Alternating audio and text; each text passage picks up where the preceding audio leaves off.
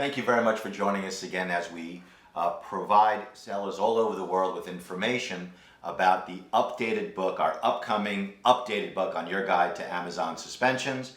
I'm sitting here with the incredible Brianna Stanko, whose job it is around here is to take all the information that we have on our website, all the webinars, all the articles, interview our entire team here in New York, and update the book accordingly.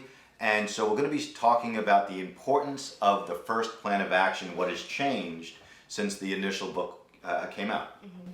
So recently, through my research of the YouTube videos and on the website, all of the articles that there have been, I've noticed that it seems as though the first plan of action is really what can make or break you as a seller.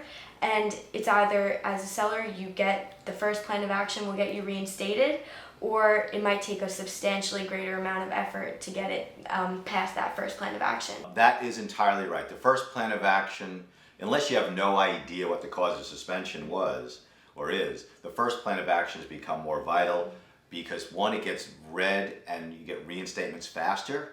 The problem is that the supplemental plans of action are taking longer and longer to be reviewed and to get responses. We think that Amazon has increased their staff in terms of plans of action and focused them on the initial ones coming in. Also, there had been talk about a year or so ago about how Amazon was going to limit you to 2 or 3 plans of action, then cut you off. We haven't seen that, but the first plan of action is absolutely vital. Other than it just being more important, what other things have you learned from our content and also from our team members that you're interviewing in order to update the book?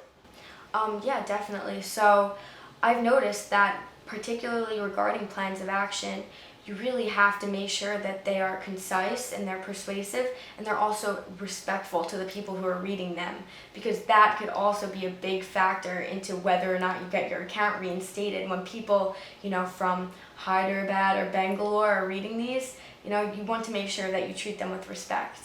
Not only respect, which I 100% agree with you, have to always be respectful. Sellers need to know what not to argue, okay? So Amazon is one of the best employers in India because the company promotes from within. But even people with great jobs for Amazon still see this awful abject poverty. Mm-hmm. So if you're arguing that you can't pay for your kid's private school, you can't make your Mercedes payment, okay, or you were making $1 million and now you're really hurting, those are not persuasive. No. So Brianna is 100% right. You have to be concise and persuasive and avoid putting your foot in your mouth in terms of who your audience is. Mm-hmm, definitely. All right, guys. We're going to shoot a whole series of videos about the updates to the book that's coming out. I hope to have the book out to sellers by September or October, certainly in advance of Q4, as far in advance of Q4 as we can. And I think also, in addition to sharing and liking this video, I want you to point out how awesome Brianna Stanko is, okay? And also, if there are certain issues you want us to address, or there are questions you have that we may not be hitting in the newest version of the book, please email me, cj@amazonsellerslawyer.com. Brianna, excellent job. All right, keep watching these videos on the updates to our book, Your Guide to Amazon Suspensions.